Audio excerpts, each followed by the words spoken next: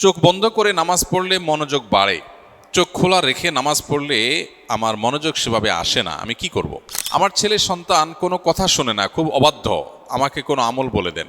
আমার স্বামী আমাকে স্ত্রী হিসাবে কোনো মূল্য দেয় না, আমার কান্না তাকে একটুও নরম করে না, শুধু টাকা দিয়ে দায়িত্ব পালন করে, আমি মানসিকভাবে ভেঙে পড়ছি, আমার করণীয় কি। আমি নফল সালাত যেমন ইশরাক, দোহা এবং আরও যেসব নামাজ আছে সেগুলো কখন কিভাবে আদায় করবো এ সম্পর্কে জানতে চাই। ছোট ছোট ফেসবুক পেজ বা নতুন ব্যবসায়িক প্রতিষ্ঠানের নাম লক্ষ্য করে আগে থেকেই ডোমেইন কিনে রেখে পরবর্তীতে তাদের কাছে বেশি দামে বিক্রি করা ডোমেইন ব্যবসার শরীয়ী বিধান কি।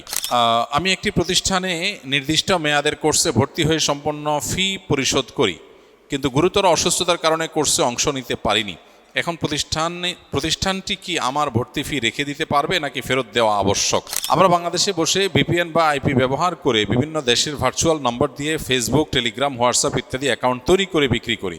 ক্রেতারা এই অ্যাকাউন্টগুলো কী কী কাজে ব্যবহার করে তা আমাদের জানা থাকে না। এই উপায়ে অ্যাকাউন্ট তৈরি করে বিক্রি করা শরীরের দৃষ্টিতে কতটুকু।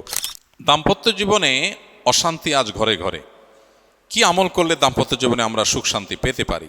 এরপরে প্রশ্ন হলো, আর্থিক অবস্থা খুব একটা ভালো না, তবে ওমরা করার নিয়ত করেছি, কিন্তু শুনেছি ওমরা করলে নাকি বড় হজ করা বা ফরজ বাধ্যতামূলক হয়ে যায়, এটা কি সত্যি? জি ভাই, প্রথম প্রশ্ন, মসজিদের বারান্দায় নামাজ পড়ার সময় সামনে থাকা থাই গ্লাসের দরজা বা পার্টিশনকে কি সূত্রা হিসাবে ব্যবহার করা যাবে? গ্লাসের উপাস দিয়ে মুসল্লিগণ যাতায়াত করলে কি নামাজের ক্ষতি হবে কিনা? ভাই, নামাজে যখন আমরা দাঁড়াবো একাকী বা জামাতে, সেক্ষেত্রে আমাদের সামনে দিয়ে মানুষ যাতে চলাচল করতে অসুবিধা তৈরি না হয় সেভাবে আমরা নামাজে দাঁড়াবো। অর্থাৎ এমনভাবে নামাজে দাঁড়াবো যে আমি যেখানে দাঁড়াবো সেখানে সামনে ওয়াল আছে, তাহলে কারো হাঁটা চলার ব্যাপার নাই। অথবা একটা পিলার, এটাকে সামনে রেখে নামাজে দাঁড়াবো, তাহলে পিলারের অপর দিক থেকে মানুষ, পিলারের পর থেকে মানুষ হাঁটা চলা করতে পারবে। এমন জায়গায় নামাজে দাঁড়ানো উচিত না যেই জায়গায় নামাজে দাঁড়ালে মানুষের হাঁটা চলায় অসুবিধা হবে। ধরুন আপনি মসজিদের মাঝখানে এখানে দাঁড়ায় গেলেন, দাঁড়ায় আল্লাহু আকবার নামাজ শুরু করে দিলেন, তো এখন পুরো মসজিদে মানুষ এই পাশ থেকে ওই পাশে যাওয়ার দরকার হবে, তাদের অসুবিধা হবে। এই জন্য যে দাঁড়াবে তার দায়িত্ব হলো ওয়ালকে সামনে রেখে, পিলারকে সামনে রেখে, কোনো কিছুকে সামনে রেখে দাঁড়াবে যাতে মানুষের পথে চলাচলের কোনো অসুবিধা না হয়। এই জন্যই নবী আলাইহিস সালাম আমাদেরকে, যদি ওয়াল বা পিলার সামনে নিয়ে দাঁড়াবার মতো পরিবেশ পরিস্থিতি না থাকে, সবসময় ওয়ালের সামনে যে পড়া যায় না, মসজিদে অনেক মানুষ, তাহলে সেক্ষেত্রে সামনে কিছু একটা দিয়ে, সূত্রা বলে যেটাকে, এক হাত বা তার চেয়ে একটু বড় লাঠি, এটা দিয়ে তারপর নামাজ পড়তে বলেছেন। তো আমরা লাঠি বা এই জাতীয় কোনো কিছু দিয়ে নামাজ পড়বো যাতে করে ওইটার বাহিরের সাইডে দিয়ে মানুষ চলাচল করতে পারে এবং নামাজির মনোযোগ যাতে নষ্ট না হয়। নামাজি ব্যক্তির সামনে দিয়ে হাঁটা চলা নিষিদ্ধ, যারা হাঁটা চলা করবে তারা গুনাহগার হবে। তো যাতে অন্য কেউ আমার কারণে গুনাহগার না হয় সেটা আমাকে খেয়াল রাখতে হবে। আবার একই সাথে নামাজি ব্যক্তির ঠিক কাছাকাছি সামনে দিয়ে হাঁটলে তার নামাজে মনোযোগটা নষ্ট হবে। এই জন্য সূত্রা দিয়ে রাখবে যাতে সূত্রার বাহিরের সাইড দিয়ে মানুষ হাঁটা চলা করে এবং তার মনোযোগ নষ্ট না হয়। এখানে যেটা জানতে চেয়েছেন যে বারান্দা নামাজ পড়ছেন, সামনে গ্লাস আছে, গ্লাসের পার্টিশন আছে, তাহলে এটা সূত্রার কাজ দিবে কিনা? উত্তর হলো হ্যাঁ, দিবে। কারণ এটাও পার্টিশনই, গ্লাস থাকলেও সেটা কি পার্টিশন। তবে স্বচ্ছ গ্লাস থাকলে যদি অপর প্রান্তে সব কিছু দেখা যায়, তো সেক্ষেত্রে নামাজি ব্যক্তি তার নজরকে সেজদার দিকে, সেজদার জায়গার মধ্যে সীমাবদ্ধ রাখবে যাতে করে সামনে সোজাসুজি নজর না যায়। আর গ্লাসের অপর সাইড দিয়ে যদি কেউ হাঁটাচলা করেও, তাতেও সূত্রা দিয়ে নামাজ পড়ার বিধান আদায় হয়ে যাবে, হাঁটা চলা করা ব্যক্তির গুনাহও হবে না, আর যিনি নামাজ পড়ছেন তারও গুনাহ হবে না। তারপরেও যেহেতু স্বচ্ছ গ্লাস থাকলে দেখা যায় একদম সরাসরি, যিনি হাঁটাচলা করছেন তিনি কেয়ারফুলি হাঁটবেন যাতে করে তার সামনে গিয়ে এমন কিছু না করেন তার মনোযোগ নষ্ট হয়। ধরুন আপনি গ্লাসের অপর সাইডে আসেন, নামাজি ব্যক্তি আপনাকে দেখছেন বরাবর সামনে, এখানে দাঁড়ায় কথা বলতেছেন, তো একটু সরে যেয়ে কথা বলেন, কারণ একটা লোক নামাজ পড়ছে, তার কনসেন্ট্রেশন নষ্ট হবে। বাকি গ্লাসের যে পার্টিশন সেটাও সূত্রার কাজ দিবে, তাতেও সূত্রা রাখার যে দায় সেটা থেকে মুক্ত হওয়া যাবে ইনশাআল্লাহ। এরপরে প্রশ্ন হলো, আর্থিক অবস্থা খুব একটা ভালো না, তবে ওমরা করার নিয়ত করেছি, কিন্তু শুনেছি ওমরা করলে নাকি বড় হজ করা বা ফরজ বাধ্যতামূলক হয়ে যায়, এটা কি সত্য? না, এটা ভুল কথা। ওমরা করলে হজ করতেই হবে এমন কোনো কথা নেই। কারণ তৌফিক আছে ওমরা করার, শুধু তিনি ওমরা করেছেন, হজ করার তৌফিক নেই, তিনি করেন নাই, তাতে তার কোনো গুনাহ হবে না। এরপরে প্রশ্ন হলো, চোখ বন্ধ করে নামাজ পড়লে মনোযোগ বাড়ে, চোখ খোলা রেখে নামাজ পড়লে আমার মনোযোগ সেভাবে আসে না, আমি কি করব? উত্তর হলো যে চোখ সাধারণ অবস্থাতে চোখ খোলা রেখে নামাজ পড়বো আমরা। যদি কারোর চোখ বন্ধ করলে মনোযোগ বেশি আসে বা মনোযোগ ধরে রাখতে সহজ হয়, তাহলে অবশ্যই তিনি চোখ বন্ধ করে নামাজ পড়তে পারবেন। মনোযোগ ধরে রাখার উদ্দেশ্যে যদি চোখ বন্ধ করেন কেউ, তো সেটা নিষেধ না। অনেকে আছেন এরকম যে চোখ খোলা রাখলে আমার ফোকাস থাকে না, মনোযোগ থাকে না। ওকে ফাইন, আপনি চোখটা বন্ধ করলে যদি মনোযোগ দিতে সহজ হয়, আপনি পার্ট অফ ট্রেনিং হিসাবে, মনোযোগ ধরে রাখার প্রয়োজন হিসাবে আপনি এটা করেন, অসুবিধা নেই। কিন্তু যদি কেউ এটাকে নামাজের সিস্টেম মনে করে, মনোযোগের সাথে সম্পর্ক না, বরং তিনি মনে করেন চোখ বন্ধ করলে মনে হয় সওয়াব বেশি হবে, তাহলে এটা ভুল ধারণা। নামাজের মধ্যে স্বাভাবিক অবস্থায় আমরা চোখ খোলা রেখে নামাজ পড়ব, কিন্তু মনোযোগ ধরে রাখতে যদি কারোর সহজ হয়, তাহলে সেই প্রয়োজনে তিনি অবশ্যই চোখ বন্ধ করে নামাজ পড়তে পারবেন। আমার ছেলে সন্তান কোনো কথা শোনে না, খুব অবাধ্য, আমাকে কোনো আমল বলে দেন। এই মজলিসে যদি বেশিরভাগই অবিবাহিত মানুষ হাত তুলেছি শুরুতেই, 80-90% মানুষ অবিবাহিত, তাহলে এই প্রশ্ন তো তাদের জন্য প্রযোজ্য না। কিন্তু ইনশাআল্লাহ ভবিষ্যতের সন্তান তো আল্লাহ তাআলা হয়তো দিবেন, সে আশা তো আছে। তো এই জন্য কাজে লাগবে ইনশাআল্লাহ। তো প্রশ্ন উত্তরে বলতে চাই, সন্তান অবাধ্য হওয়া এই যুগের সামাজিক সমস্যাগুলোর অন্যতম। আমাদের সমাজে কমন যে সমস্যাগুলো আছে, কমন যে ক্রাইসিস চলছে ঘরে ঘরে, এর মধ্যে থেকে অন্যতম হলো ছেলেমেয়েরা বাবা মার বাধ্যগত না, তাদের অনুগত না, তাদের কথা শোনে না, বেয়াদবি করে, অ্যারোগেন্সি করে, বেয়াড়ামি করে এবং অবাধ্য হয়। অনেক বাবা মা আছেন যারা এটা বাইরে বলতে পারেন না, তিনি মানুষের সামনে পারিবারিকভাবে সুখে থাকার অভিনয় করেন। হ্যাঁ, ছেলে মেয়ে নিয়ে অনেক ভালো আছি ভাই, অনেক হ্যাপি ভাই, কিন্তু ভেতরে অনেক ত্রাস, অনেক অশান্তি, অনেক কষ্ট তার, বেচারা বলতে পারেন না। ঘরে ঘরে জনে জনে এই সমস্যা। আমাদের কাছে মানুষ এসে মনের দুঃখের কথা বলেন, মানুষের কষ্টের কথা বলেন। সেই জায়গা থেকে আমাদের অভিজ্ঞতা বলছে যে আজ ঘরে ঘরে যে ক্রাইসিসগুলো আছে, এর মধ্যে অন্যতম একটা ক্রাইসিস হলো এটা যে আমাদের ছেলে মেয়েরা আজ আমাদের অবাধ্য হয়ে যাচ্ছে। ইন্টারেস্টিং বিষয় হলো, আমরা আমাদের বাবা মার যতটা বাধ্যগত ছিলাম, আমাদের ছেলে মেয়েরা আমাদের ততটা বাধ্যগত নয়। অথচ আমাদের বাবা মা আমাদেরকে এতটা সুখে রাখতে পারেন নাই, এতটা ভালো খাবার, আবাসন, পোশাক আশাক যা প্রয়োজন সেটার ব্যবস্থা এতটা তারা করতে পারেন নাই, এখন আমরা আমাদের সন্তানদের জন্য যতটা করতে পারি। তাহলে হওয়ার কথা ছিল উল্টা। আমার একটা জিনিস খাইতে মন চাইছে, আমার বাবা আমার মা সাথে সাথে সেটা ব্যবস্থা করতে পারেন না, বাট আমার ছেলের জন্য আমি অনেক বেশি পারি, তাদের তুলনায় আমার অ্যাবিলিটি অনেক বেশি, তাহলে আমার সন্তান আমার একটু বেশি অনুগত হওয়ার কথা ছিল না? কিন্তু হচ্ছে উল্টাটা।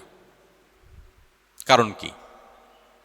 আমাদের অনেকে আছেন বাবা মা ছোটবেলা অনেক শাসন করেছেন, কড়াকড়ি করেছেন, কোনো ক্ষেত্রে হয়তো একটু বেশিও করে ফেলেছেন, কিন্তু এমন সন্তান 100-এর ভিতরে একজনও পাওয়া কঠিন হবে যেই সন্তান সেই বাবা মার শাসনকে খারাপভাবে নেন, বরং এখন ফিল করেন, মিস করেন, ওটাকে আরো খুবই ভালোভাবে স্মরণ করেন যে বাবা মার শেষ শাসনের কারণে বিপদগামিতা থেকে আমি রক্ষা পেয়েছি, আল্লাহ আমাকে হেফাজত করেছেন।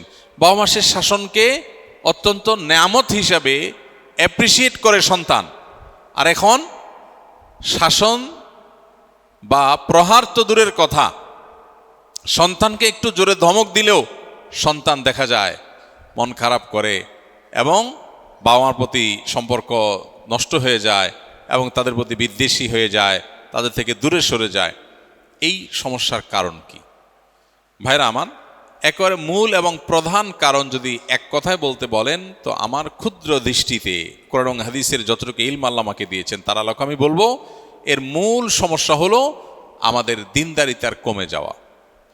যে যতটা দিন ধারণ করে, যার ভিতরে যতটা দিনদারিতা আছে, সে বাবা মার তত বেশি অনুগত হবে। আমাদের সন্তানকে আমরা দুধে ভাতে রাখার যতটা চেষ্টা করি, তাদেরকে আল্লাহ ভীরু রাখার, মুত্তাকি পরহেজগার বানাবার, আল্লাহর সাথে পরিচিত করাবার চেষ্টা তার ধারে কাছেও আমরা করি না, তার অবশ্যম্ভাবী পরিণতি আমরা ভোগ করি। কোনো সন্তান যদি আল্লাহর পরিচয় পেয়ে যায়, কেউ যদি কোরআনের আনুগত্য, আল্লাহর নির্দেশের সামনে মাথা নত করার আবশ্যকীয়তা জানে, তাহলে সে কোরআন খুললেই দেখবে যে আল্লাহ মা বাবা সম্পর্কে কত গুরুত্ব দিয়েছেন, নবী আলাইহিস সালাম কতটা গুরুত্ব দিয়েছেন। এই জন্য আমাদের সমাজে এই ক্রাইসিসের মূলে হলো আমাদের পরিবারে আজ দুনিয়ার গুরুত্ব যতটা, দিনের গুরুত্ব তার ধারে কাছেও নাই। আমি সন্তানের মুখে হাসি ফোটাবার জন্য চাকুরি বাকুরি, ব্যবসা বাণিজ্য, টাকা পয়সা যেভাবে খুশি সেভাবে কালেক্ট করার চেষ্টা করি, কিন্তু সন্তানরে হাসি খুশি রাখতে হবে, তার জন্য বাড়ি ভালো বাসার ব্যবস্থা করতে হবে, ভালো স্কুলের ব্যবস্থা করতে হবে। কিন্তু আমার সন্তানটা যেন আল্লাহওয়ালা হয়, নেককার হয়, তার জন্য আমি তার ধারে কাছেও কোনো উদ্যোগ নিতে রাজি না। তো যেমন গাছ লাগাবো তেমন ফল পাবো। আমাদের বাবা মা বা আমাদের পূর্বপুরুষ, তাদের মধ্যে আমাদের মধ্যে এতটা বস্তুবাদ মুখিতা ছিল না, এতটা দুনিয়ার জন্য খাই খাই ভাব ছিল না আমাদের মধ্যে এখন যতটা আসছে। আমরা হয়তো অনেকে নামাজ রোজা পড়ি, লেবাসে পোশাকে মুসলমান, কিন্তু ভেতর থেকে আমরা আখেরাতমুখী না, আমরা দুনিয়ামুখী, আমরা দুনিয়াদার।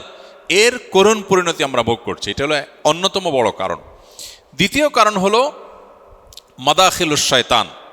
আমাদের জীবনে, আমাদের পরিবারে শয়তানের বিভিন্ন এন্ট্রেন্স আছে, এগুলোকে আমরা ওপেন রেখেছি এবং শয়তান আমাদের জীবনের সাথে মিশে গেছে, আষ্টে পৃষ্ঠে সে আমাদেরকে বেঁধে ফেলেছে। ফলশ্রুতিতে সেগুলোর কুপ্রভাব আমাদের সন্তানদের মধ্যে পড়ে।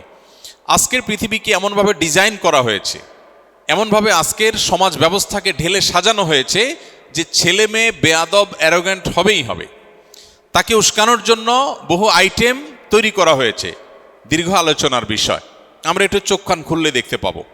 আমাদের লাইফস্টাইল বলেন, অনেক মুখরোচক স্লোগান আমদানি করা হয়েছে, যেগুলো আমরা সবাই খুব অ্যাপ্রিসিয়েট করি, অথচ এগুলোর পেছনে লুকায়িত আছে পরিবার সমাজ ধ্বংসের নীল নকশা। এর মধ্যে একটা হলো অধিকার। ডক্টর খন্দকার আব্দুল্লাহ জাহাঙ্গীর রহমাল্লাহ সেজন্য বলতেন, আমরা আজ পৃথিবীর মানুষ অনেক বেশি অধিকার সচেতন, অথচ আমাদেরকে ইসলাম শিখিয়েছে কর্তব্য সচেতনতা। একটা হলো কর্তব্য সচেতনতা, আর একটা হলো অধিকার সচেতনতা। এখন দেখবেন ঘরে ঘরে সবাই কি অধিকার সচেতন, আমার অধিকার, আমার অধিকার, আমার কর্তব্যের কথাটা চিন্তা করে না। তো এই অতি অধিকার সচেতনতা, অধিকার সচেতনতা ভালো, কিন্তু অতি অধিকার সচেতনতা এবং অধিকার এটাকে সমাজে এমনভাবে কপচানো হয়েছে যে প্রত্যেকটা মানুষ সে কি পাবে শুধু সেই চিন্তা করে, তার কি করণীয় সে ব্যাপারে তার কোনো মাথা ব্যথা নেই। তো শয়তান আমাদের জীবনে নানাভাবে ঢুকে পড়েছে।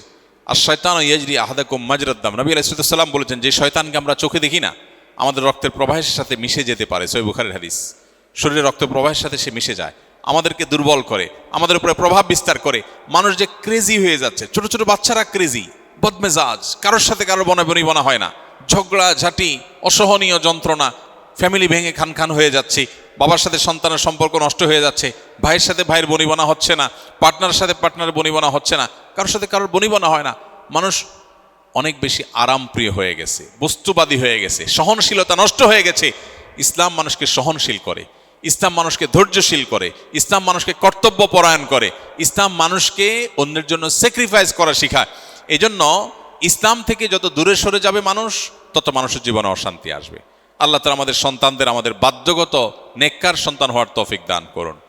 এটার জন্য তাহলে প্রথমত দুনিয়ার উপর আখিরাতকে প্রাধান্য দিতে হবে নিজ এবং নিজের পরিবারের মধ্যে। এর পাশাপাশি সন্তান যেন দিনদার হয়, আল্লাহওয়ালা হয়, নেককার হয়, মুত্তাকি পরহেজগার হয়। সেজন্য বাবা মা হিসাবে, প্যারেন্টস হিসাবে শয়তানের যে অনুপ্রবেশের পথগুলো আছে সেগুলো বন্ধ করতে হবে। এবং বর্তমান পৃথিবীর যে ফিতনাগুলো আছে, কোন ফিতনা আমার সন্তানকে সাইকোলজিক্যালি বিপদগামী করছে, মানসিকভাবে আমার সন্তানকে বিভ্রান্তির দিকে নিয়ে যাচ্ছে, সেগুলো সম্পর্কে আমার নিজেকে অ্যাওয়্যার হতে হবে, সচেতন হতে হবে এবং তাকে সচেতন করতে হবে। সমকালীন ফিতনা সম্পর্কে সচেতন না হলে নেক্সট শুরুতে ধোকা। আপনি সন্তানকে কেরিয়ার পাগল বানাচ্ছেন, তার কাছে ক্যারিয়ারটা অনেক গুরুত্বপূর্ণ, এই ক্যারিয়ারের জন্য সে পাগল পড়া হয়ে যাচ্ছে, তার কাছে এর চাইতে গুরুত্বপূর্ণ বিষয়গুলো অত্যন্ত অবহেলিত। তো এটা দৃষ্টিভঙ্গিগত ব্যাপার। এই ফিতনাগুলো সম্পর্কে আমরা সচেতন হলে তাদেরকে আমরা বাঁচাতে পারবো। আর 3 নম্বর হলো তাদের জন্য আল্লাহর কাছে দোয়া করা। নবী করিম সাল্লাল্লাহু আলাইহি ওয়াসাল্লাম আমাদেরকে দোয়া শিখিয়েছেন, আল্লাহ তাআলা কোরআনে কারিমে দোয়া শিখিয়েছেন, রব্বানা হাব লানা মিন আজওয়াজিনা ওযুররিয়াতিনা কুররাতা আয়ুন ওয়াজআলনা লিল মুত্তাকিনা ইমামা। বিশেষ করে অবিবাহিতরা সারা জীবন এই দোয়াটা পড়া দরকার, বিবাহিতরাও পড়বে। সূরা ফুরকান আয়াত নম্বর 74, 74 নম্বর আয়াতের অংশ, রব্বানা হাব লানা মিন আজওয়াজিনা ওয়া যুররিয়াতিনা কুররাতা আয়ুন। আল্লাহ, আমার জীবন সঙ্গী এবং সন্তান সন্ততি এমন দান করেন আমাকে, যাকে দেখলে আমার নয়ন জুড়িয়ে যাবে, আমার চোখ শীতল হবে, অর্থাৎ ভালো মানুষ হবে, হ্যাঁ, সব দিক থেকে পারফেক্ট হবে, যে যেন চোখ শীতল হয়ে যায়। ওয়াজআলনা লিল মুত্তাকিনা ইমামা, এবং আমাদেরকে মুত্তাকিদের ইমাম বানান। আল্লাহ তাআলা আমাদের সন্তানদেরকে নেক এবং আল্লাহওয়ালা হওয়ার তৌফিক দান করুন।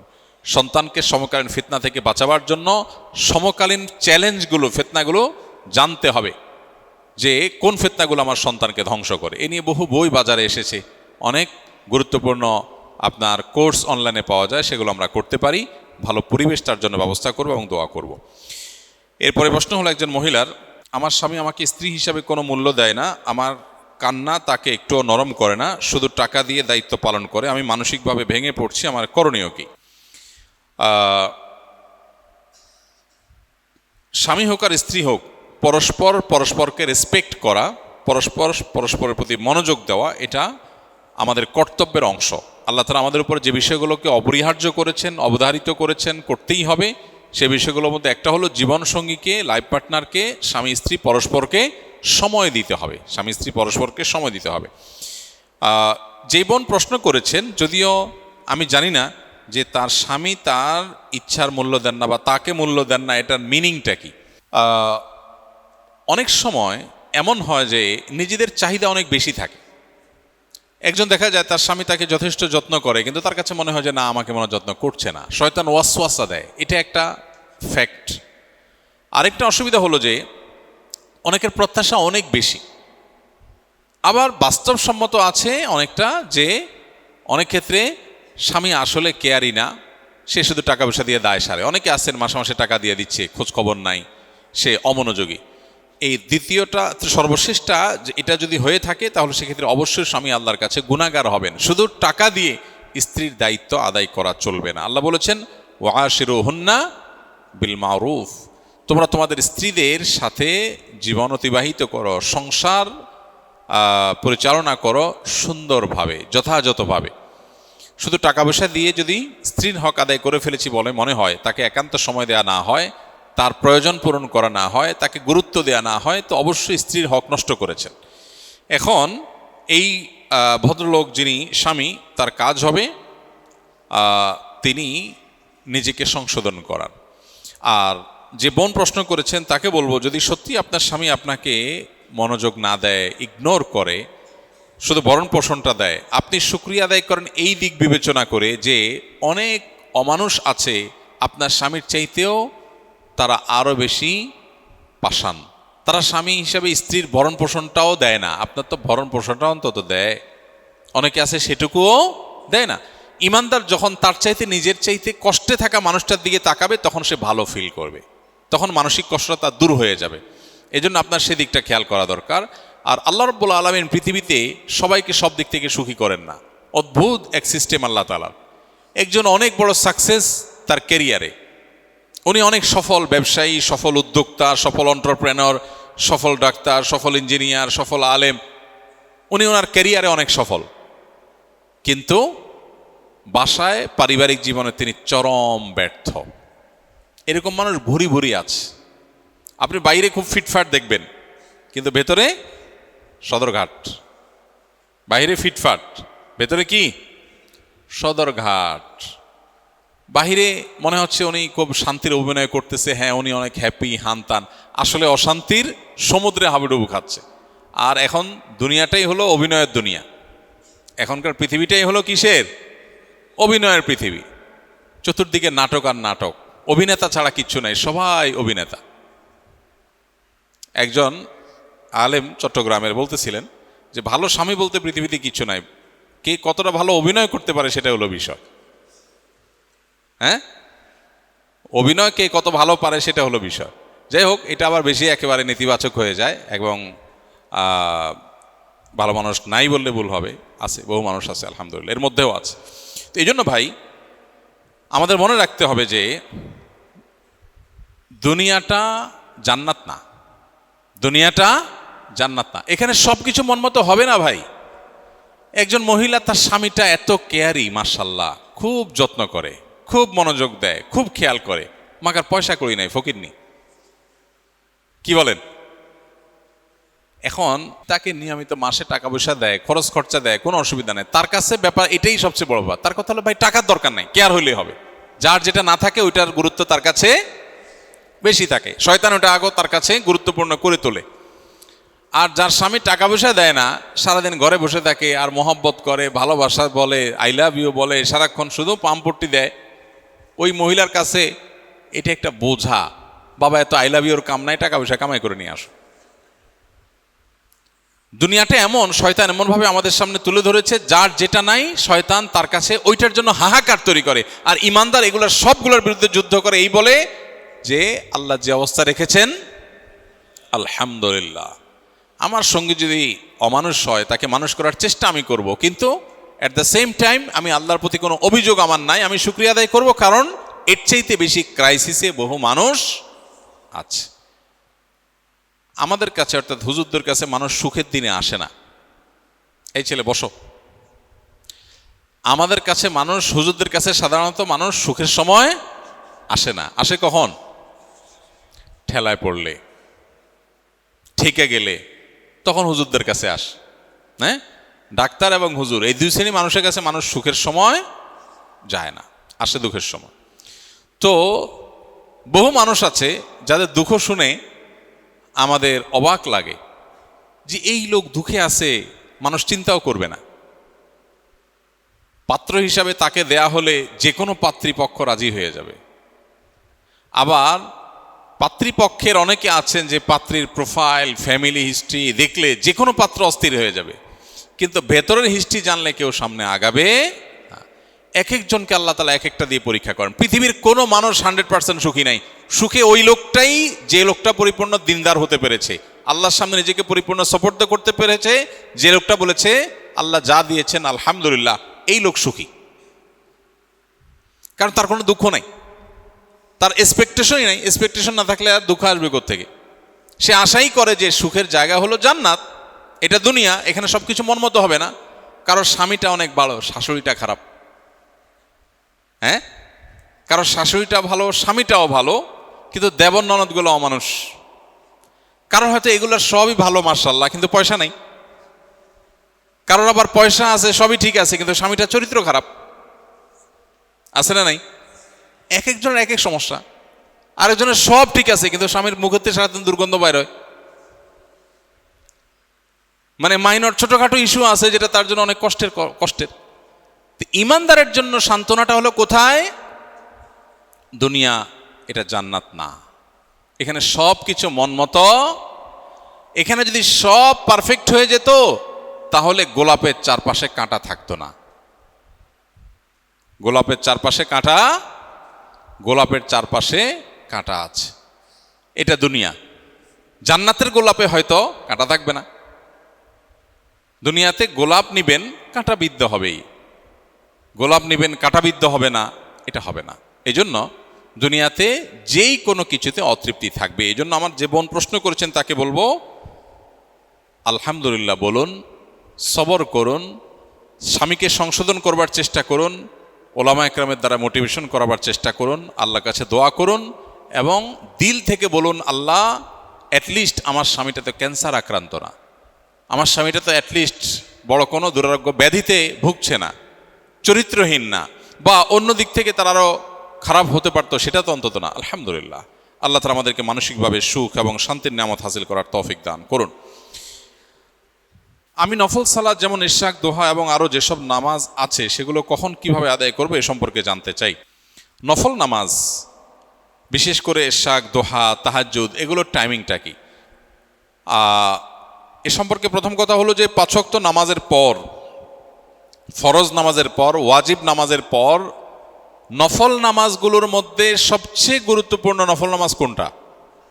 তাহাজ্জুদ। তাহাজ্জুদের চাইতে গুরুত্বপূর্ণ কোনো নফল নামাজ আর হতে পারে না। তো এই জন্য তাহাজ্জুদটা আমাদের পড়ার চেষ্টা করা দরকার। এটার টাইমটা শুরু হয় এশার নামাজের পর থেকে, শেষ হয় কখন?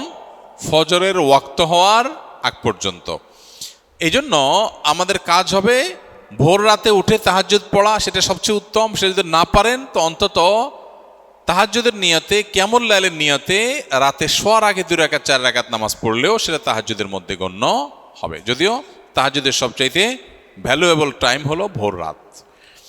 আর তাহাজ্জুদের পর দ্বিতীয় সর্বোচ্চ গুরুত্বপূর্ণ নফল নামাজ হলো চাশতের নামাজ, সলাতুদ দুহা যেটাকে বলা হয়। নবী করিম সাল্লাল্লাহু আলাইহি সাল্লাম বেশ অনেক সাহাবীকে ওসিয়ত করেছেন তারা যেন সালাতুদ দুহা আদায় করেন। এটার টাইমিংটা কখন? এটার টাইমিংটা হলো সূর্য যখন বাঁশ গাছ যতটা উচ্চতা হয় এই টাইপের উচ্চতে উঠে যায়, আনুমানিক সকাল 9টা, 8টা, 9টা। 8টা 9টা অবশ্য এক এক সিজনে 8টা 9টা, যেমন এই সময়টাতে, গরমের সময়টাতে বাংলাদেশে 8টা 9টা মানে সূর্য তেতে যায়। সূর্য যখন তেতে যায়, সূর্যের আলো যখন মাটিতে পড়ার পর মাটি যখন একটু তেতে যায়, তেতে যাওয়া শুরু হয়, তখন সালাতুদ দুহা বা চাশতের নামাজের ওয়াক্ত শুরু হয়। অতএব আপনি সে সময় 4 রাকাত বা 8 রাকাত নামাজ, বেশি পারলে 8 রাকাত, আর কম পড়লে 4 রাকাত অপশন আছে, 4 রাকাত পড়লেও হবে। আর বা 8 রাকাত পড়তে পারলে আরও ভালো হয়। সালাতুদ দুহা বা চাশতের নামাজ পড়বেন।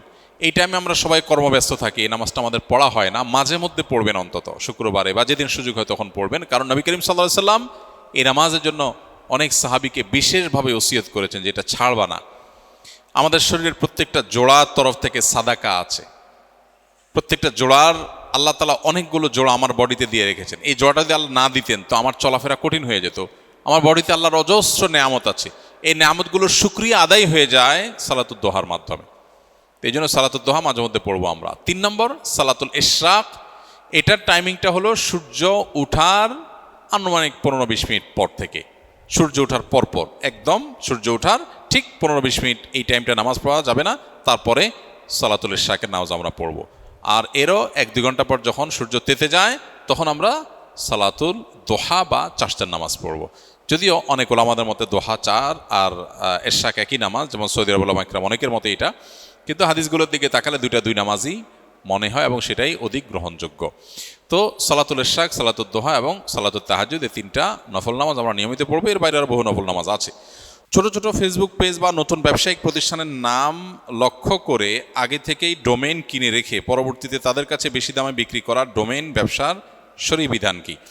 কেউ যদি কোনো ডোমেইন কিনে রাখেন, বিশেষ করে ওয়েবসাইটের ক্ষেত্রে যেটা হয়ে থাকে, ভালো ডোমেইন কিনে রাখলেন, পরবর্তীতে এটা বিক্রি করলেন, এটা জায়েজ আছে। মৌলিকভাবে যদি কোনো হারাম কাজের সহযোগিতা না থাকে, আলাদা কোনো হারাম কিছু যুক্ত না হয়, তাহলে এটা নাজায়েজ কোনো কাজ না। কারণ একটা ওয়েবসাইট ওপেন করলাম, তার জন্য আমি টাকা ইনভেস্ট করলাম, আমি খুঁজে বের করলাম, ওয়েবসাইটটা আমি, ডোমেইনটা আমি কিনলাম, এগুলোর জন্য আমার যতটুকু পরিশ্রম আছে এটা আমার ইনভেস্ট, এরপর আমি এটা বেশি দামে বিক্রি করতে পারি, এ রাইট আমার আছে। আর কেনাবেচার ক্ষেত্রে শরীয়ত ক্রেতা বিক্রেতা উভয়ে যেই রেটের উপরে সম্মত হবে, শরীয়ত সেখানে কোনো সে থাকে না, কোনো কথা বলে না। একটা জিনিস আমি বিক্রি করব, ক্রেতা কিনবে, উভয়ে সম্মতিতে যেই দাম চূড়ান্ত করবে সেটাই চূড়ান্ত। এখানে শরীয়ত কোনো বাধা নিষেধ দেয় না। কিন্তু যদি এমন হয় যে কোনো জিনিসের মার্কেট প্রাইস আছে একটা, একজন মানুষ ঠেকে গেছে, বিপদে পড়ছে, তারা ঠেকায় আপনি নিলেন, অথবা কৃত্রিম ক্রাইসিস সৃষ্টি করে আপনি নিলেন, সেটা নিষিদ্ধ। বাকি জেনারেলি যে কোনো পণ্য কেনাবেচার ক্ষেত্রে ক্রেতা বিক্রেতা উভয়ের সম্মতিতে কোনো রেট ঠিক করলে শরীয়তে সেখানে কোনো বক্তব্য থাকে না। সেজন্য ডোমেইন কেনাবেচা করা মৌলিকভাবে জায়েজ আছে, যদি কোনো হারাম কিছু তার সাথে যুক্ত না হয়। আমি একটি প্রতিষ্ঠানে নির্দিষ্ট মেয়াদের কোর্সে ভর্তি হয়ে সম্পূর্ণ ফি পরিশোধ করি, কিন্তু গুরুতর অসুস্থতার কারণে কোর্সে অংশ নিতে পারিনি। এখন প্রতিষ্ঠানটি কি আমার ভর্তি ফি রেখে দিতে পারবে নাকি ফেরত দেওয়া আবশ্যক? আপনি যে কোনো প্রতিষ্ঠানে যদি কোনো কোর্সে ভর্তি হওয়ার জন্য ফি পরিশোধ করে থাকেন, তাহলে সেক্ষেত্রে সেই ফি ফেরত পাওয়াটা নির্ভর করবে আপনার সাথে চুক্তি কী ছিল তার উপরে। আল্লাহ রাব্বুল আলামিন কোরআনে কারিমে বলেছেন, আউফু বিল উকুদ, তোমরা তোমাদের পরস্পরের সাথে করা চুক্তিগুলোকে পূরণ করবে। যদি চুক্তি থাকে এরকম যে এটা চূড়ান্ত হয়ে যাওয়ার পরে আর টাকা ফেরত পাওয়া যাবে না, তাহলে তাই আপনি আর পাবেন না। আর যদি চুক্তি থাকে আগে থেকে আপনি বলে নেন যে ভাই আমি কোনো কারণে না আসতে পারলে এত সময়ের মধ্যে আমাকে এত % ফেরত দিতে হবে, এটা যদি বোঝাপড়া আগে থাকে তাহলে বোঝাপড়া অনুযায়ী সবাই চলতে বাধ্য। এই বিষয়গুলোতে আসলে শরিয়া আলাদা করে কোনো কিছু চাপিয়ে দেয় না। এখানে উভয় পক্ষ নিজেদের মধ্যে যে চুক্তি করে নেবে ওইটাই মানতে আল্লাহ তাআলা নির্দেশ করেছেন, যে যেটা চুক্তি করেছে ওইটা মানো। এখন ধরুন আপনি একটা ফি পরিশোধ করেছেন, ফি পরিশোধ করার পর আপনার জন্য একটা অ্যারেঞ্জমেন্ট আছে, আপনি এখন মাঝপথে বললেন না আমি যাচ্ছি না, তাহলে এই অ্যারেঞ্জমেন্টটাতে ক্ষতিগ্রস্ত হবে। সেজন্য অবশ্যই কর্তৃপক্ষ আগে থেকে বলে কয়ে ঘোষণা দিয়ে শর্ত দিয়ে সেটা সে কেটে রাখতে পারে, কিন্তু এই জিনিসটা ক্লিয়ার হতে হবে, অস্পষ্ট হলে জায়েজ হবে না। ক্লিয়ার হতে হবে বলতে আগে থেকে বলা থাকতে হবে, ভাই আমি কিন্তু আপনার সাথে চুক্তিবদ্ধ হলাম যে আপনি আমার এই কোর্স কিনেছেন, এই পেমেন্টের পর আপনি না আসলে কিন্তু কোনো টাকা ফেরত পাবেন না, বিকজ আপনার পেছনে আমার আলাদা পরিশ্রম আছে, ব্যয় আছে, তাছাড়া শৃঙ্খলা রক্ষার খাতিরে এটা আমাকে করতে হবে, না হলে যে কেউ যে কোনো সময় যদি প্রত্যাহার করে তাহলে তো কোর্স ঠিক মতো চলবে না। এটা আগে থেকে যদি ক্লিয়ার করে তাহলে আপনি বুঝে শুনে যাবেন যে ভাই এখানে টাকা ফেরত দিবে না, অতএব আমি টাকা দেওয়া মানে আমি যাব। কিন্তু আপনি টাকা দিলেন, দিয়ে চুক্তিও করলেন যে আমি কন্টিনিউ করব, এরপর আপনি চুক্তি রক্ষা করলেন না, তাহলে দায়টা আপনার, বিধে আপনি টাকা ফেরত দাবি করতে পারেন না। এটা নির্ভর করে উভয় পক্ষের মধ্যে চুক্তি কি আছে সেটার উপরে। চুক্তি যা থাকবে সে অনুযায়ী করতে হবে, কারণ আল্লাহ বলেছেন ইয়া আইয়ুহাল্লাযীনা আমানু আউফু বিল উকুদ, হে ঈমানদাররা তোমরা চুক্তি পূর্ণ করো, যেটা চুক্তি হবে সেটা মেনটেন করো। আমরা বাংলাদেশে বসে ভিপিএন বা আইপি ব্যবহার করে বিভিন্ন দেশের ভার্চুয়াল নম্বর দিয়ে ফেসবুক, টেলিগ্রাম, হোয়াটসঅ্যাপ ইত্যাদি অ্যাকাউন্ট তৈরি করে বিক্রি করি। ক্রেতারা এই অ্যাকাউন্টগুলো কী কী কাজে ব্যবহার করে তা আমাদের জানা থাকে না। এই উপায়ে অ্যাকাউন্ট তৈরি করে বিক্রি করা শরীরের দৃষ্টিতে কতটুকু? মৌলিকভাবে কোনো অ্যাকাউন্ট ওপেন করতে গিয়ে আপনার পরিশ্রম হয়েছে, কষ্ট হয়েছে, সেটা আপনি করেছেন, করে বিক্রি করেছেন, এটা মৌলিকভাবে কোনো নাজায়েজ কাজ না। আমাদের দেশে অনেক ছোটো ছোটো আপনার ইন্টারনেট সার্ভিসের সেবা দেওয়ার দোকানগুলো আছে গ্রামে গঞ্জে, তারা দেখা যায় এরকম ছোটোখাটো কোনো দোকান এর মাধ্যমে অ্যাকাউন্ট ওপেন করে দেয়। 10 মিনিট 20 মিনিট লাগলো, আমি একটা ইমেল ক্রিয়েট করলাম, একটা ফেসবুক আইডি ক্রিয়েট করলাম, আমার পরিশ্রম গেল, নেট গেল, আমি তার জন্য বিনিময় নিলাম, যৌক্তিক এবং গ্রহণযোগ্য বিনিময় নিলাম, এটা নাজায়েজ কোনো কাজ না।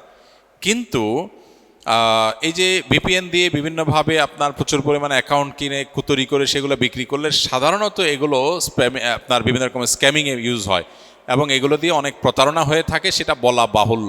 যদি আপনি সেটা মোটামুটি পরিষ্কার থাকেন এবং আপনি জানেন যে এই অ্যাকাউন্টগুলো বিভিন্ন অন্যায় কাজে ব্যবহার হয়, তাহলে সেক্ষেত্রে সেটার বেচা কিনা জায়েজ হবে না। আপনি যদি জানেন যে এটা এই কাজেই ব্যবহার হবে, তাহলে সেটা করা আপনার জন্য জায়েজ হবে না, অন্যথায় এটা জায়েজ হতে পারে। আচ্ছা, সর্বশেষ প্রশ্ন হলো, দাম্পত্য জীবনে অশান্তি আজ ঘরে ঘরে, কি আমল করলে দাম্পত্য জীবনে আমরা সুখ শান্তি পেতে পারি? প্রিয় ভাইরা আমার, দাম্পত্য জীবনে অশান্তিটা আমাদের সামাজিক সমস্যাগুলোর শীর্ষে। আমাদের সমাজে যে সমস্যাগুলো সবচেয়ে প্রকট, এর মধ্যে একটা হলো দাম্পত্য কলহ। ঘরে ঘরে আজ দাম্পত্য কলহ এবং স্বামী স্ত্রীর মধ্যে অমিল, অশান্তি, এটা ঘরে ঘরে, কেউ কাউকে সহ্য করতে পারে না। আপনি যদি বলেন যে এর প্রধান কারণ কি, আমি এক কথায় বলবো, এর মূল কারণ হলো দিন থেকে দূরে সরে যাওয়া। দিন থেকে দূরে সরে যাওয়া। যার দিন যত বেশি পারফেক্ট, যার দিন যত বেশি টেকসই দাম্পত্য জীবনে, সে তত বেশি সুখী। যার দিনদারিতা যত দুর্বল, তার দাম্পত্য সম্পর্ক ততটা দুর্বল। কারণ একজন মানুষের যদি দিনদারিতা খুব মজবুত থাকে, তাহলে তিনি সবর করবেন, তিনি শুকর আদায় করবেন, কোরআন তাকে সে মোটিভেশন দিয়েছে। কারণ যদি আল্লাহর প্রতি ঈমান থাকে, তিনি বুঝবেন এটা জান্নাত না, এটা দুনিয়া, অতএব এখানে কিছু দুর্বল থাকলে আমি আখিরাতে পাবো। তিনি অসহনীয় হয়ে যাবেন না, তিনি অসংযমী হয়ে যাবেন না, তিনি অসহ্য হয়ে যাবেন না এবং ধৈর্যহারা হবেন না। তিনি অসহনীয় কষ্টেও ধৈর্যহারা হবেন না, বরং তিনি সবর করবেন। আজ আমাদের এই অশান্তির মূলে হলো আমাদের দিনের দুর্বলতা, দিনদারিতা না থাকা। সোজা কথা, আমরা দেখি গোটা পৃথিবীতেই যেখানে দাম্পত্য কলহ তুলনামূলক কম, সেখানে দিন তুলনামূলক বেশি। যেখানে দাম্পত্য কলহ বা অশান্তি যত বেশি, সেখানে দেখবেন দিন এর অভাব তত বেশি।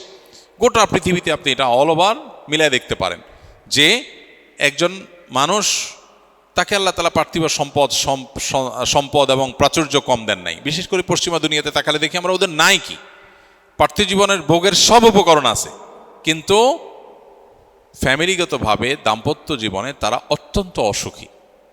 তাদের পরিবার ভাঙাটা সকাল বিকাল ভাঙে গড়ে এবং এটা খুবই ঠুনকো একটা ব্যাপার তাদের মধ্যে। এই জন্য আমাদের মূল দুর্বলতার জায়গা হলো আমাদের দিনদারিতা, সেই জায়গাটা আমাদের মনোযোগ দিতে হবে। দাম্পত্য কলহের অন্যতম একটা বড় কারণ হলো আজকাল আমাদের প্রদর্শন প্রিয়তা। কিছু হলেই ফেসবুক, সোশ্যাল মিডিয়া এসে প্রচার করতে হবে, বইয়ের স্বামী স্ত্রী পরস্পরের সন্তান সন্ততির, এগুলো যত বেশি প্রদর্শন করে মানুষ তত বেশি বদনজর লাগে। এটা খুবই ডেঞ্জারাস জিনিস। আমরা অনেকে হয়তো বদনজরের ক্ষতিকর দিকগুলো দেখি না, বুঝি না। আমাদের কাছে খোলা চোখে হয়তো মনে হয় যে বদনজর আবার মানুষকে কিভাবে ক্ষতিগ্রস্ত করে।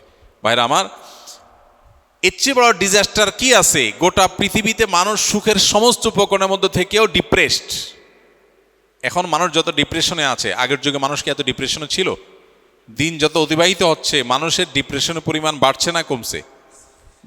পুরা পৃথিবীতে ডিপ্রেশন এবং মানসিক রোগের পরিমাণ দিন দিন বাড়ছে। একদিকে আমরা দেখছি যে মানুষের ভোগের উপকরণগুলো বাড়ছে, উন্নত হচ্ছে, জীবনটা একেবারে ইজি হয়ে যাচ্ছে। তাহলে তো মানুষ মানসিকভাবে সুখী হওয়ার কথা না, হচ্ছে উল্টাটা। এর কারণ কি? এর অনেক কারণের ভিতরে একটা এটা, যে মানুষের অতিরিক্ত প্রদর্শন ইচ্ছা বা প্রদর্শন করার প্রবণতা, এটা মানুষের স্পিরিচুয়ালিটি শেষ করে দেয়। ফলে কি হয়?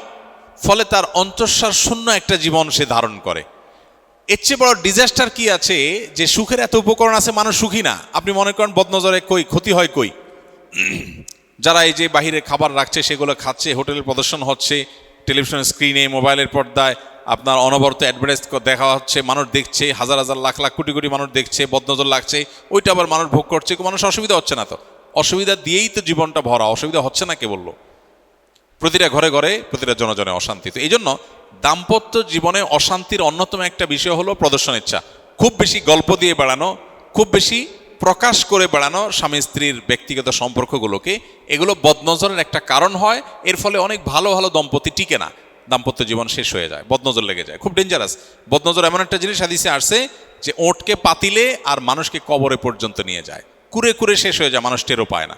এই জন্য খুব বেশি প্রদর্শন করার প্রবণতা এই যুগে যেটা হয়ে থাকে, এটা থেকে আমাদের দূরে সরা দরকার। এবং 3 নম্বর হলো দাম্পত্য অশান্তির শয়তান এর অনুপ্রবেশের রাস্তাগুলো আমরা সব ওপেন রেখেছি। অনেক শয়তান অনুপ্রবেশের রাস্তা আছে। এর ভিতরে একটা হলো হারাম উপার্জন। হারাম উপার্জন করলে সেখানে শয়তান অনেক বেশি দখল করতে পারে। শয়তান তার খেয়াল খুশি মতো প্ল্যান করতে পারে, সে ডেস্ট্রয় করে। আপনারা একটা হাদিস শুনেছেন, শয়তান তার সিংহাসন পানির উপরে স্থাপন করে এবং শয়তানের সদস্যদেরকে যত কাজ দেয়, হোমওয়ার্ক দেয়, এর মধ্যে সবচেয়ে যে কাজে শয়তান বেশি খুশি হয় সেটা কোনটা?